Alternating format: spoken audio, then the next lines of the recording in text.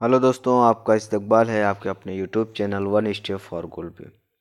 दोस्तों, सन 2020 में जो 5 जुलाई को सीटेट होगा और जो एमपी टेट होने वाला है, जिन लोगों ने उर्दू ज़बान का इंतखाब किया है उनके लिए एक ग्रामर की पूरी सीरीज़ चलाई जा रही है, जो निसाबी किताबों से माखूज़ है, जो जिसमें Bihar TET, MP TET, C TET, जो एनसीईआरटी की किताबें हैं उन सारी किताबों से माखूज़ एक सीरीज़ बनाई जा रही है, जो किसी भी टेट एग्ज़ाम के लिए काफ़ी अहम है।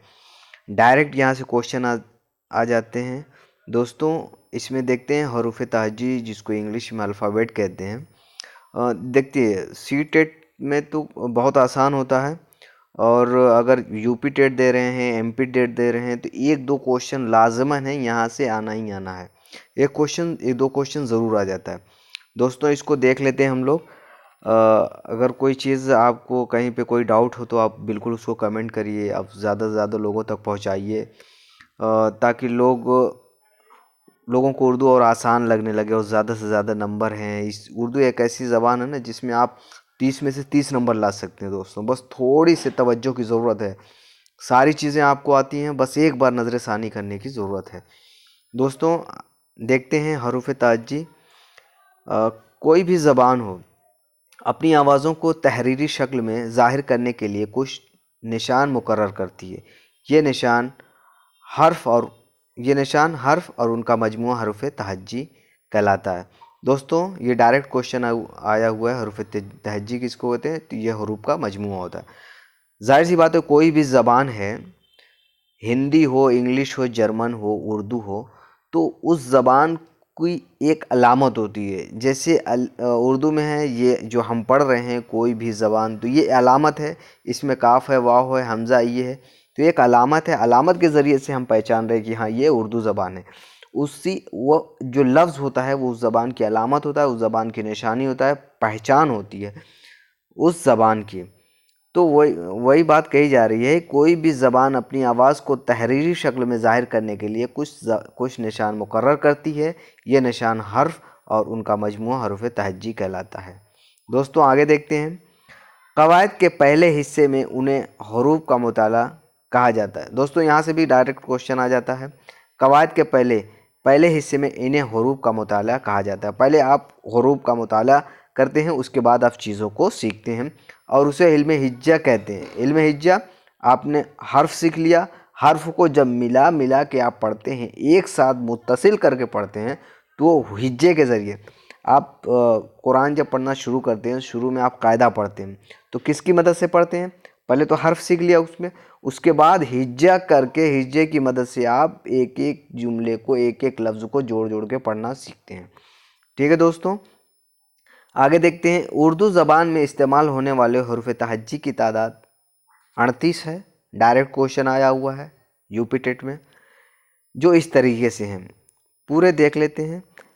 अलिफ, बे, पे, ते, टे, से, जीम, चे, हे, खे, वाव, दाल, डाल, जाल, रे, ड़े, जे, सीन, शीन, सा, ज़ा, तो, ज़ो, ऐन, गैन, फे, क़ाफ, काफ, गाफ, लाम, मीम, नून, वा, हे, दुशशमी, हमज़ा, ये।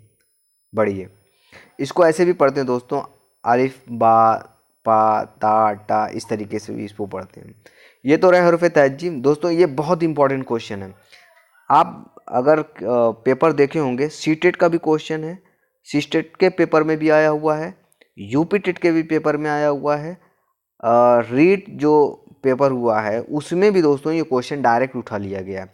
खालिस अरबी के हरूफ, खालिस हरूफ जो उर्दू में आए हुए हैं, खालिस अरबी के हरूफ देखिए क्या है।